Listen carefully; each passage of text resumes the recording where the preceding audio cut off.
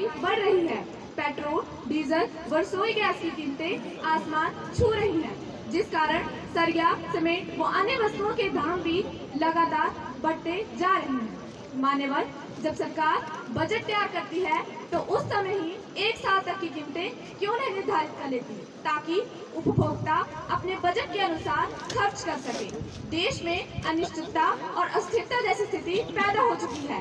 सरकार महंगाई पर अंकुश लगाने के लिए क्या क्या कदम उठा रही है? माननीय वित्त मंत्री जी। अध्यक्ष महोदया, मैं आपके माध्यम से माननीय युवा सांसद को बताना चाहूंगी कि हमारी सरकार ने पेट्रोल व डीजल की कीमतों पर अंकुश लगाने के लिए एक्साइज ड्यूटी कम कर दी है। इस साल गेहूं के उत्पादन में भी कमी आई है, जिस कारण गेहूं की कीमतें बढ़ रही थी। अध्यक्ष महोदया, हमारी सरकार ने गेहूं के निर्यात पर रोक लगा दी है, जिससे गेहूं की कीमतें कम हो गई हैं। मिडिल मैन से किसानों व छोटे व्यापारियों को निजात दिलाने के लिए हमारी सरकार ऑनलाइन शॉपिंग कंपनीज को प्रोत्साहित कर रही है, ताकि उपभोक्ताओं को कम से कम कीमत पर वस्तुएं उपलब्ध करवाई जा सके। अध्यक्ष महोदया, हम मंत्री जी के उत्तर से सहमत नहीं हैं। शांत हो जाइए।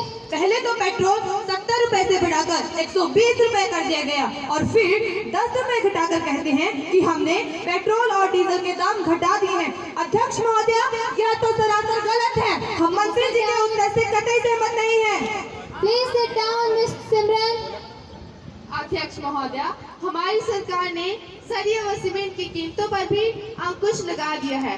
अध्यक्ष महोदया, हमारी सरकार जनता के हितों के बारे में हमेशा से सोचती आई है और आगे भी सोचती रहेगी। देश में अनिश्चितता व अस्थिरता जैसी कोई भी स्थिति नहीं है। अध्यक्ष महोदया, हमारी सरकार महंगाई को कम करने के लिए पूरी तरह से प्रयास कर रही है। विधेयक सदन पटल पर। माननीय युवा सांसद मिस कंचन प्लीज। अध्यक्ष महोदया, संसद में जम्मू और कश्मीर से धारा 370 को हटाने संबंधी जो विधेयक पेश हुआ है, मैं उसके बारे में आवश्यक बातें सदन में रख रही हूँ। अध्यक्ष महोदया, धारा 370 के निरस्त होने के बाद संसद को घाटी में किसी भी कानून को लागू करने के लिए अब जम्मू कश्मीर विधानसभा की मंजूरी की आवश्यकता नहीं होगी। जम्मू कश्मीर के नागरिकों को भारत के अन्य राज्यों की तरह एक ही नागरिकता प्राप्त होगी और भारत के अन्य राज्यों के नागरिक अब जम्मू कश्मीर में संपत्ति खरीद सकेंगे। अध्यक्ष महोदया, धारा 370 हटने के बाद घाटी में कानून व्यवस्था मजबूत होगी, जिससे आतंकवादी और पत्थरबाजी जैसी घटनाओं में कमी आएगी और पर्यटन को और अधिक बढ़ावा मिलेगा। अतः धारा 370 को हटाना उचित होगा।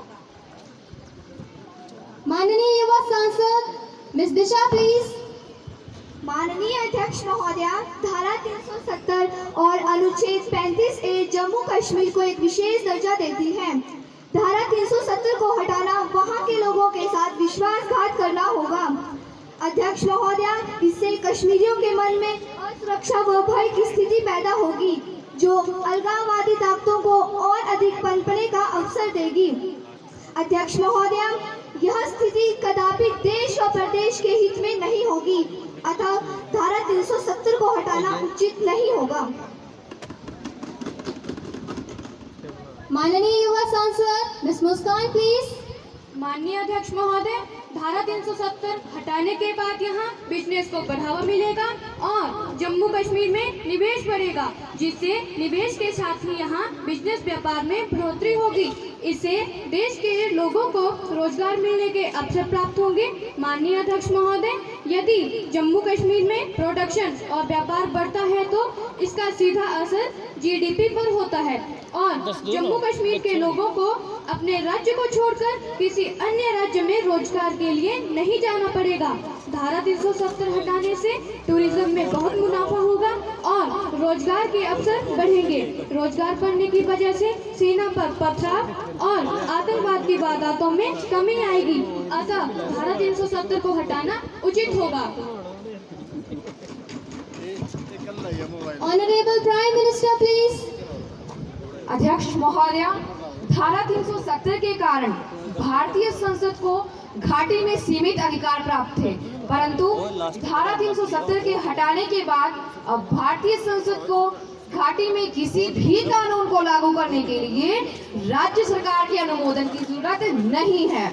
अध्यक्ष महोदय, धारा 370 के कारण घाटी में रह रहे अल्पसंख्यकों को आरक्षण का लाभ नहीं मिलता था और वहां पर आरटीआई कानून भी लागू नहीं होता था, परंतु धारा 370 के हटाने के बाद अल्पसंख्यकों को आरक्षण भी प्राप्त होता है और वहां पर आरटीआई कानून भी लागू होता है।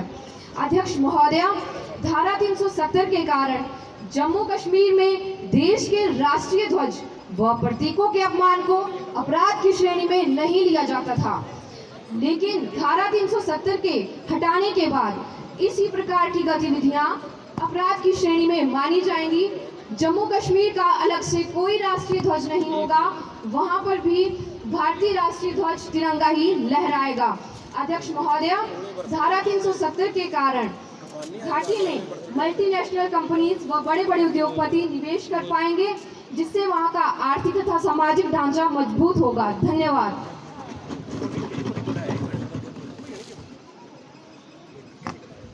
विधेयक पर मतदान शुरू।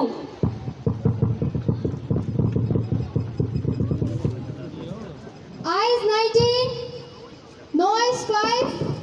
विधेयक पारित हुआ और इसे उच्च सदन के लिए भेजा जाता है। The House is adjourned. Signed,